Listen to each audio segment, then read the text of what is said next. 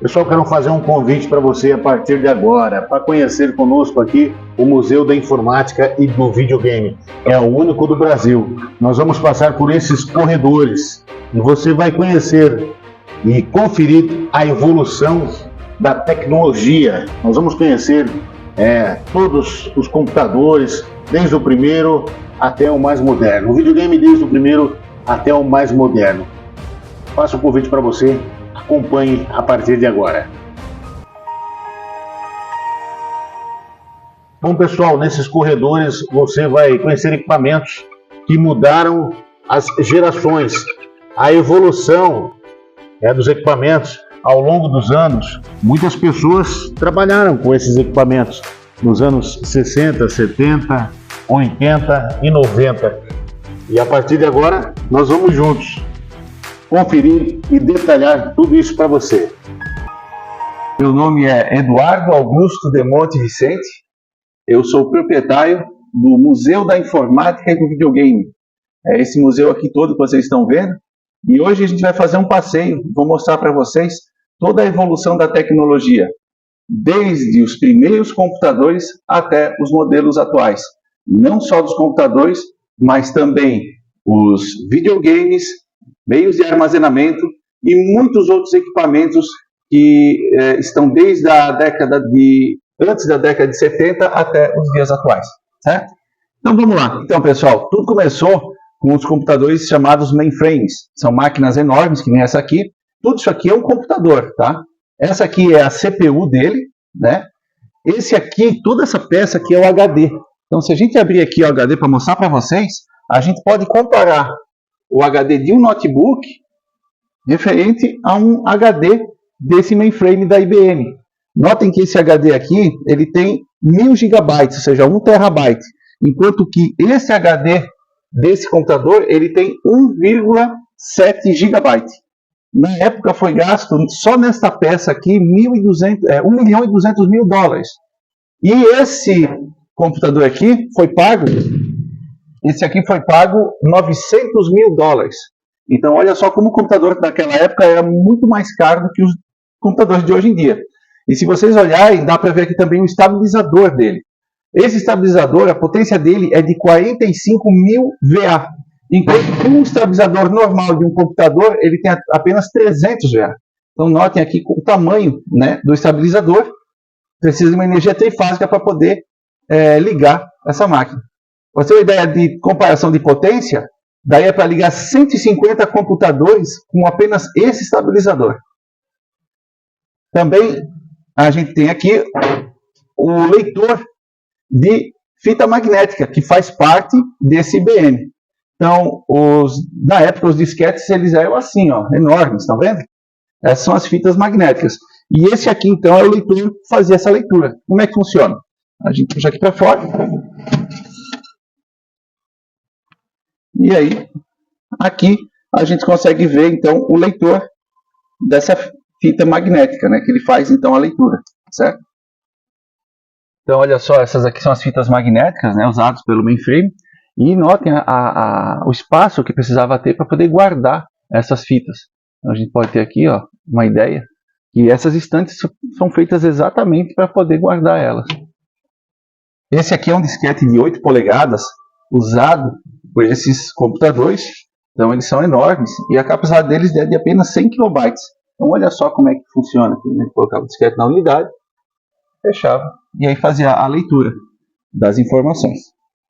Então, pessoal, toda essa parede aqui que vocês estão vendo é um só computador. E para eu operar tudo isso, eu precisaria de um terminal. Seria esse aqui, aonde se faz, então, os comandos para que o computador trabalhe. Só para eu conseguir trabalhar com esse computador, notem que tem até um manualzinho aqui, né? Só que não é esse manual para trabalhar com o computador. Esse manual é para aprender a usar o teclado. Para aprender a usar esse computador inteiro, você vai ter que estudar tudo isso aqui, todos esses livros, para conseguir operar de forma básica esse computador. Então, pessoal, após os mainframes, os primeiros computadores que as pessoas puderam comprar para ter em casa, a um valor acessível, foram os PCs XTs. E aqui nós temos 3 exemplos de PCs XTs, né? Um PC XT de monitor de fósforo laranja, o PCXT de monitor de fósforo verde e depois o PCXT de fósforo branco. Esses computadores, eles eram da década de 80 e a velocidade deles era de 4,7 MHz. É uma velocidade muito baixa comparada aos computadores de hoje em dia. Então, os PCXTs não existiam mouse, né, para usar. Todo mundo usava apenas o teclado. Aí depois vieram os sistemas operacionais, como o Windows. Aqui a gente tem o Windows 2.0, que permitia então o uso do mouse. Então vamos executar o Windows. Notem que a tela dele não era tão amigável como as que a gente conhece hoje. Aqui a gente nota que o que tem pasta é em negrito, e os arquivos, então, eles não são em negritos, eles são de forma normal. Então eu vou entrar aqui para jogar um joguinho, para vocês verem como é que é a qualidade do jogo, né? Lembrando aqui que o mouse é de bolinha, tá? Não é a laser, tá? O mouse é de bolinha, é bem difícil de usar. Mas vamos lá, vamos entrar aqui num joguinho qualquer. Ó, então eu dei duplo clique naquela pastinha, me mostra todos os jogos, né? Cada linha é um jogo, e aí eu posso escolher então aqui um jogo. Vou pegar esse aqui, vou executar o jogo. E aí a gente pode notar que os jogos da época, eles não tinham uma qualidade gráfica na qual a gente está acostumado hoje em dia. Por exemplo, esse jogo, ele tinha praticamente 4 cores, né? Na verdade não eram 4, eram 2, né? O rosa, o azul, e aí existe o branco e a ausência do branco. Então, você tem uma ideia do jogo, ó. É um jogo onde a gente atirava para matar então, os aviões e os helicópteros, né? E não podia deixar os paraquedistas tocar no chão, senão eles podiam vir me matar.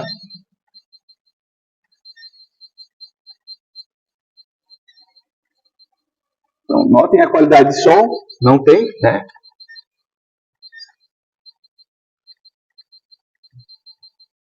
A qualidade do som não é muito boa, e aqui a gente já nota que eu acabei perdendo o jogo, pois 4 paraquedistas conseguiram aterrissar.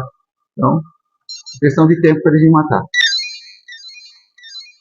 Então, depois do 286, vieram 386, 486, Pentium e assim por diante. Então, a gente pode ver também que o sistema operacional evoluiu conforme a arquitetura do computador.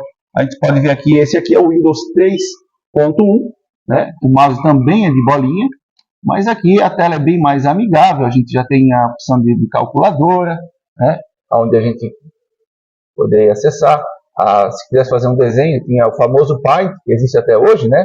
Mas aqui ele é bem primitivo, né? Não tinha muitas opções de cores e formas aí para, né, trabalhar. Esse aqui é o Windows 3.1. Os jogos também começaram a evoluir, tiveram uma qualidade maior de cores e de som também. Então aqui é um jogo bem famoso. Esse foi um dos primeiros jogos que conseguia copiar o movimento, parecido com o movimento humano, né? Então é um jogo bem famoso da década de 90, do início da década de 90, que é o jogo Prince of Persia.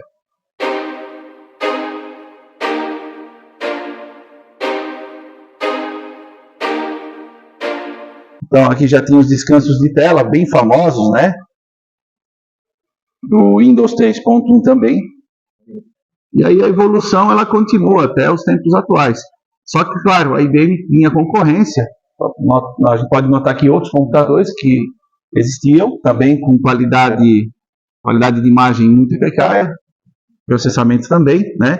Que são, por exemplo, os computadores da Prologica. A gente pode ver aqui alguns, né? O sistema 700, aqui nós temos o CP500. Esse é do início da década de 80. E depois aqui a gente tem então o CP500, que é de 1982. Esse computador já tem mais de 40 anos e ainda funciona. Note como é que é o joguinho aqui, ó, da época, né? Quase não dá para definir o que é a nave, o que é o inimigo aqui, mas é o máximo da qualidade que existia então no início da década de 80. Também os computadores não tinham uma capacidade de processamento gráfico, né? Então, é isso aí. Então, aqui nós temos a evolução das impressoras. Tudo começou com as impressoras matriciais, né? Essas impressoras aqui elas funcionavam na forma de impacto. Para entender melhor como é que funciona uma impressora matricial, Toda impressora matricial ela tem um cabeçote aqui. Esse cabeçote tem agulhas. E essas agulhas, aqui, essas agulhas elas acabam batendo no carbono. Ele pode ver o carbono aqui.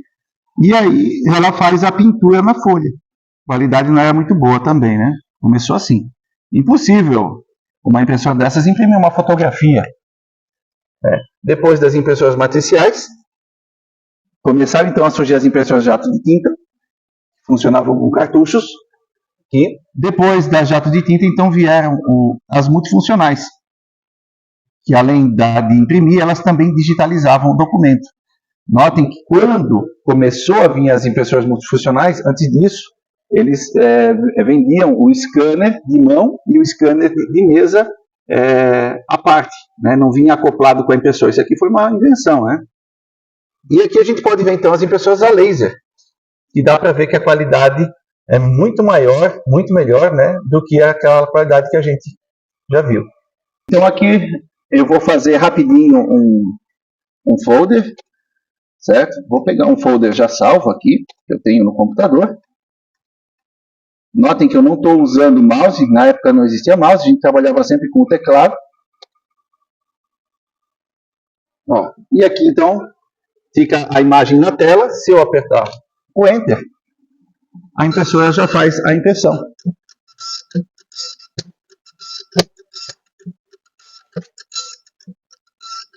Pessoal, então, com isso a gente pode notar qual a qualidade máxima que uma impressora matricial podia ter. Então, lá na década de 80, né? Então, por falar de equipamentos antigos, né? A gente tem aqui também as máquinas de escrever, que essas sim são as primeiras formas de impressão, né? Os computadores da época. Então, antes de existir os computadores, a gente tinha o que? As máquinas de escrever. Inclusive no curso de datilografia, né? Isso, inclusive tem os cursos de datilografia que tem que fazer para poder aprender a digitar de forma rápida, né? Então, essas máquinas aqui estão aqui em funcionamento e chama bastante atenção da juventude, porque muitas pessoas aí que estão nos assistindo nunca digitaram, nunca escreveram numa máquina de escrever, né? Vou falar dessa aqui mesmo, ó, é uma máquina de escrever portátil, ela é muito pesada, mas é tida como portátil. E aqui a gente mexe a alavanca para a folha descer, e aqui a gente, ó, vou escrever uma frase aqui.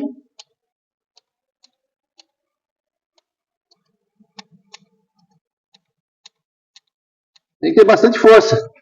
E aí a gente consegue ver então aqui a frase escrita. E claro, até a máquina de escrever, ela teve a sua evolução. Aqui a gente pode ver uma máquina de escrever elétrica. Então ela é bem barulhenta, né?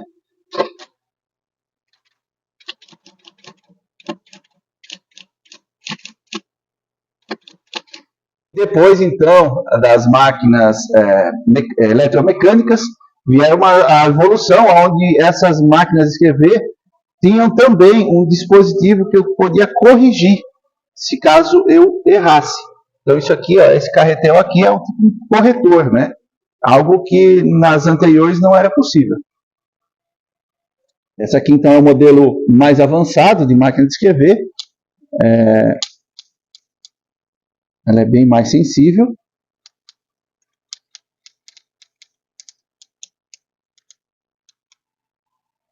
Aqui a gente pode ver, então, o texto, né, sendo impresso. Então, a informática, a evolução, também não é só nos computadores e videogames, mas também com muitos equipamentos que evoluíram. São desde a década de 80 que evoluíram até os atuais. Exemplo, os projetores, né? A gente pode ver que antes dos projetores existiam os retroprojetores, né? Que eu tenho esse exemplo aqui. Notem que quando eu ligar ele, vem uma luz, e aí eu coloco então essa folha transparente e ele vai projetar a imagem lá na tela. E aí posso fazer também a troca das folhas. Usado muito nas escolas, né? Temos esse aqui, pessoal, talvez alguns vão conhecer, que é o retroprojetor. Como é que funciona? Tem essas plaquinhas aqui, onde tem uma foto aqui dentro, E aí a gente coloca aqui a máquina e liga. E essa imagem ela vai aparecer na tela. Temos aqui uma peça muito importante no museu, que é o Osborne. O Osborne 1. O que é o Osborne? O Osborne foi o primeiro computador portátil, ou seja, o primeiro notebook da história. Ele é de 1981 e o peso dele, para você ter uma ideia, é de 11 quilos. Então, e totalmente funcional, né? Aqui a tela dele, vocês podem notar que ele tem uma tela de 5,5 polegadas e ele está totalmente operacional.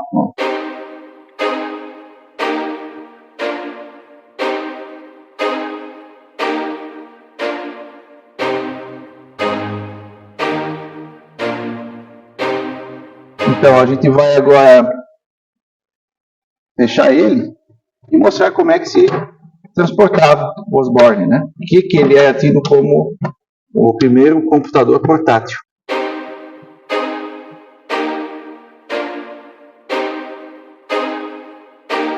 Então esse foi o primeiro notebook, né? De 1981.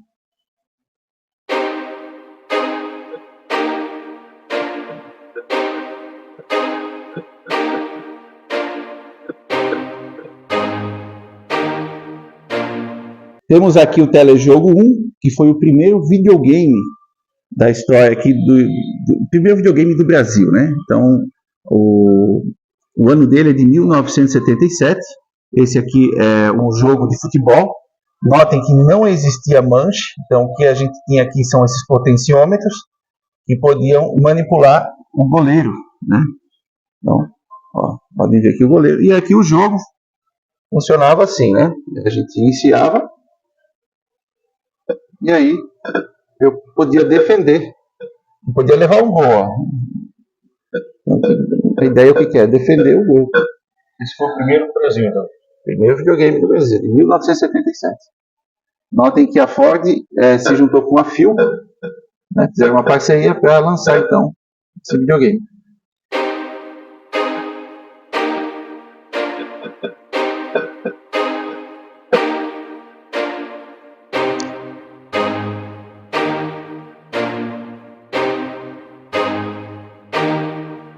Depois do Telejogo 1, veio então o Telejogo 2, que esse aqui é de 1978, e ele já veio com uma novidade que foi então os manches, né, os controles. Ó, podia já. E os jogos eles tinham uma qualidade um pouquinho melhor, né? Então aqui temos o Atari, que fez muito sucesso também na década de 80. E aí a gente vai vendo a evolução dos videogames, né? O Super Nintendo, o Master System, o Mega Drive. E aí a evolução continua. Temos o PlayStation 1, PlayStation 2, temos o Nintendo 64 e assim por diante.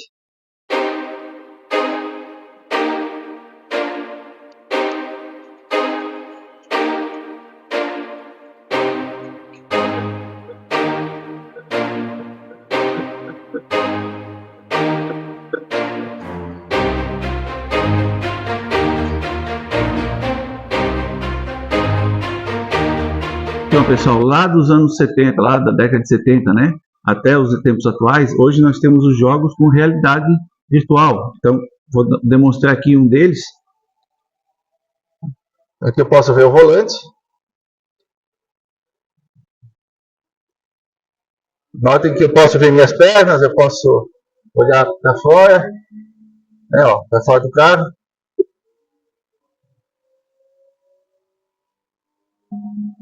É como se eu estivesse dentro do próprio carro.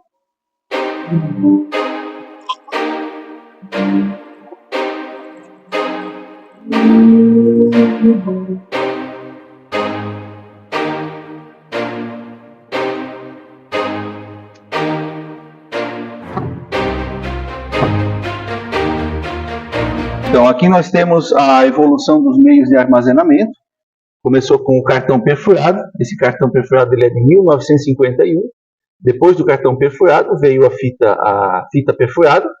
Notem que atrás tem um leitor de fita perfurada, né, dessa época. Aqui na evolução a gente passa para as fitas magnéticas, que a gente viu anteriormente lá no mainframe. E aí depois vem os disquetes, começando pelo disquete de 8 polegadas, de 100 KB, o disquete de 5 polegadas, diminuiu um pouco, aumentou o tamanho, né? Esse já tinha 320 KB. E depois aqui os disquetes mais famosos, que são de 1.44 MB. Os disquetes de alta capacidade, que são o Zip Drive e Jas Driver. E aqui então nós temos os discos ópticos, que são os CDs, os DVDs.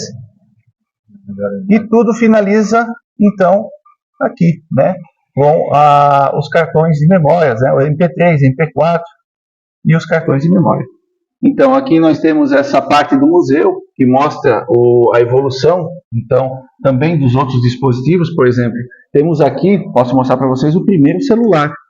Ó, estão vendo? Esse aqui foi o primeiro celular comercializado, né? E pesado, não fazia nada a não ser uma ligação, né? E notem a evolução do celular. Esse aqui é o chamado Motorola, né? O tijorola que a gente falava, que ele é muito grande. Uma anteninha aqui. Depois a evolução foi indo. E notem que aqui já eles diminuíam o tamanho dele. Esse já é o famoso StarTAC, também da década de 90. A antena dele já é uma anteninha fixa. Não era um celular, não é qualquer um que podia ter. Notem até aqui, ó, no desenho, a cor da tela dele, né? É laranja. E aí a evolução, então, foi acontecendo. Os celulares aí já podiam ter alguns joguinhos simples instalados, né? Ó, a tela dele, até essa versão, não era colorida. E aqui, então, começou então, os celulares com telas coloridas, com clipe. E com câmera, exatamente. Que ano começou? Os celulares começaram na década de 80 também, os comercializados na década de 90. E aí, esse aqui foi o último celular então, que tinha teclado, né? Podia, é bem complicado digitar alguma coisa aqui. E aí, tudo evoluiu com o quê? Com o iPhone. Esse aqui é o primeiro iPhone, né? O primeiro iPhone comercializado. Vocês podem ver que para eu poder filmar, eu tenho que ter uma filmadora. Se eu quisesse jogar algum jogo, eu teria que comprar um videogame. Se eu quisesse assistir televisão, eu tinha que comprar uma TV, conforme tudo que está aqui, ó. Então, todas essas peças, todos esses equipamentos, hoje se resume apenas num celular. Então, pessoal, uma coisa que eu quero falar, que é muito importante, são as doações, né? Muitas pessoas têm equipamentos em casa, às vezes, que quer jogar fora e não usa mais, e é muito importante para que a gente possa receber esses equipamentos. E quando um computador ou um videogame ou algum item antigo acaba estragando, a gente pode pegar e retirar uma peça em funcionamento e passar para o museu. Com isso a gente mantém o item sempre em bom funcionamento. Então, para encerrar, gostaria de fazer um convite a todos para vir conhecer o único museu da informática e do videogame do Brasil. Está aqui em São João Batista, Santa Catarina. Para aqueles que têm interesse, basta entrar em contato então com o Eduardo. Meu telefone é 489-9997-7095.